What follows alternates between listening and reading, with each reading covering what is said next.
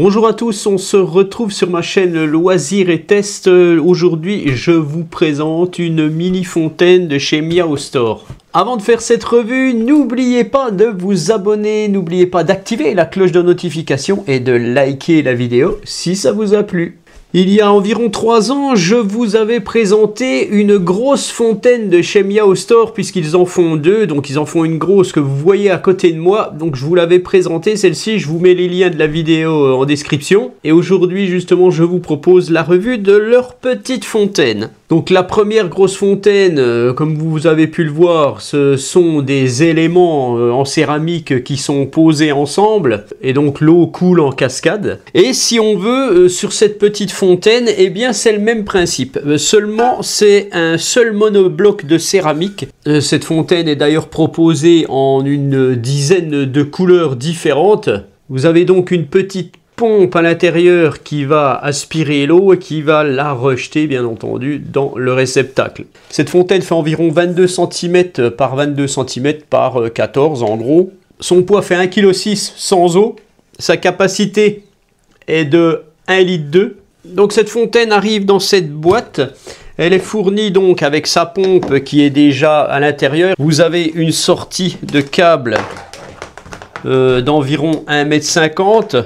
Miao Store fournit l'adaptateur secteur USB pour alimenter la pompe en 5 volts, 1 ampère, c'est suffisant. Vous avez un petit autocollant Miao Store et vous avez une petite notice d'explication tout simplement. Vous avez la possibilité de scanner le QR code ici et il y aura une vidéo de démonstration. Voilà. Alors avec les accessoires pour ces deux modèles de pompe, eh bien vous avez la possibilité d'avoir un tapis par exemple pour la petite pompe. Voilà, un tapis en silicone. Moi ils me l'ont envoyé avec. Je ne sais pas s'ils me l'ont envoyé avec pour la démo ou pas, ou si c'est inclus dans le paquet, mais bon, je pense pas. Vous avez la possibilité d'avoir un détecteur de mouvement. Moi, je l'ai installé. Je vous le conseille fortement d'ailleurs. Sinon, ça pompe tout le temps. Donc, bah voilà, pour faire des économies d'énergie, autant avoir le détecteur de mouvement. Ça marche super bien.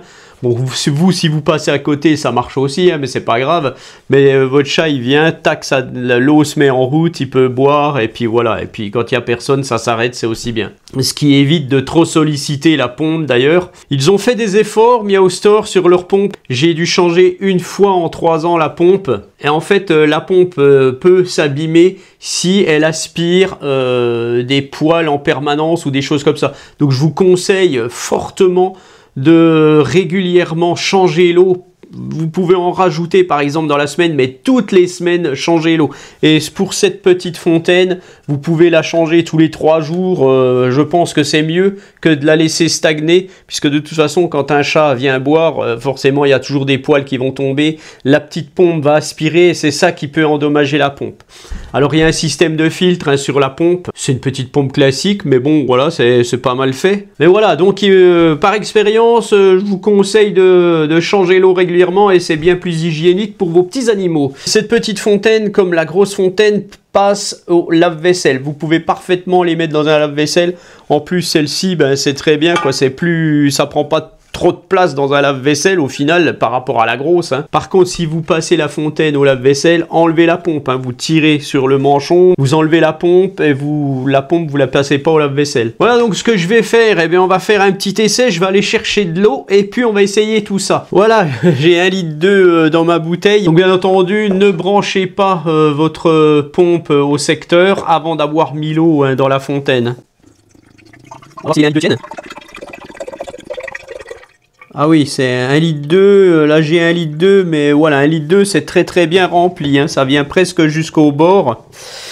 Donc, voilà, je vous conseille de mettre un tout petit peu moins. Alors quand on voit une pub, par exemple sur un réseau social, de cette fontaine Miao Store, il y a des fois des commentaires et je m'amuse à regarder les commentaires des fois et je vois des fois des gens qui sont pas très contents et qui disent ouais elle fait du bruit en permanence et tout, et généralement eh bien si votre pompe fait du bruit c'est tout simplement qu'elle force. Alors elle force soit parce qu'elle aspire pas assez d'eau et donc comme il n'y a pas assez d'eau, eh bien elle va forcer, elle va aspirer de l'air en même temps, donc ce qui n'est pas bon pour la pompe, puisque ce genre de pompe doit être immergé en permanence. C'est pour ça que ça fait du bruit. Donc assurez-vous toujours que votre pompe est complètement immergée dans l'eau. De même que si elle fait quand même du bruit, qu'elle est immergée quand même, elle est forcément, je pense qu'il y a quelque chose qui est passé dedans, et c'est ces petites hélices qui tournent rapidement pour aspirer, et donc il y a forcément quelque chose dedans. Voilà. À chaque fois que la pompe de ma grosse fontaine a fait du bruit, c'était seulement parce que j'avais pas assez d'eau. J'ai jamais eu aucun problème justement avec la deuxième pompe que j'avais rachetée puisqu'elles avaient été améliorées. Voilà, donc maintenant je vais la brancher et puis on va voir si ça fonctionne. Ah ben voilà, nickel, impeccable. Elle s'est amorcée directement. Donc ça fonctionne bien, il n'y a pas de souci. Vos chats ou lapins ou peu importe vont pouvoir venir boire soit ici, soit ici, soit ici, soit ici en fait. Moi j'ai un de mes chats qui boit toujours où ça sort. Les chats aiment généralement boire au robinet, donc il boit tout le temps ici. J'en ai un autre qui s'en fout, il boit n'importe où.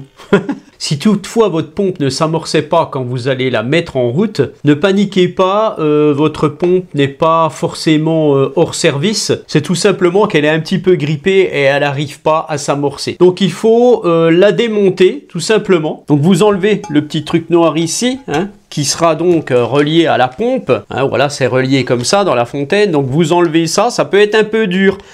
Si c'est trop dur, faites un petit peu levier avec un petit tournevis, mais faites attention, c'est de la céramique, hein, voilà. Donc vous enlevez ça, vous sortez votre pompe, le câble peut sortir entièrement puisqu'il y a le trou ici, donc il n'y a pas de problème. Vous sortez tout ça, vous enlevez le petit filtre ici, tac, voilà, hop là, voilà. Vous allez la mettre dans votre évier, elle a des petites ventouses d'ailleurs, vous la mettez dans l'autre évier, vous l'immergez. Une fois qu'elle est immergée, vous tapez un peu dessus, vous essayez de lui mettre de l'eau avec votre robinet par ici, pour que le dedans de la pompe soit complètement immergé et que ça débloque le petit moteur en fait, tout simplement. Mais généralement, on tape un petit coup dessus et puis ça s'amorce gentiment, puis après voilà, ça coule bien. Après, pour les plus bricoleurs, vous avez deux petites vis ici, vous pouvez dévisser et voir s'il se passe pas quelque chose. Mais bon, faites attention, il y a des joints et tout, c'est pas fait pour voilà, c'est pas fait pour être démonté en théorie. Une fois que le fil est repassé, on n'oublie surtout pas de remettre le petit filtre. Voilà, alors ça c'est un truc qu'il faut surtout pas oublier. Et puis on va venir remettre notre pompe en ressortant le tuyau par le trou. Alors je vous explique pas, c'est pas évident quand on a des grosses mains, hein. Généralement c'est pas moi qui le fais, hein. Ça c'est mon épouse qui s'occupe de ça, hein, parce que là avec les grosses mains voilà, une fois qu'on a passé le tuyau, ça va, hop, on remet le petit guigui noir là et on redescend et tac, on ferme ça comme il faut et voilà. Donc il n'y a plus qu'à remettre de l'eau maintenant puis à la rebrancher et puis voilà. Ainsi s'achève cette petite revue de la mini fontaine de chez Miao Store et je pense que ça fera plaisir à nos petits chatons. Je vous souhaite une bonne journée et je vous donne rendez-vous pour une autre vidéo. Allez, ciao!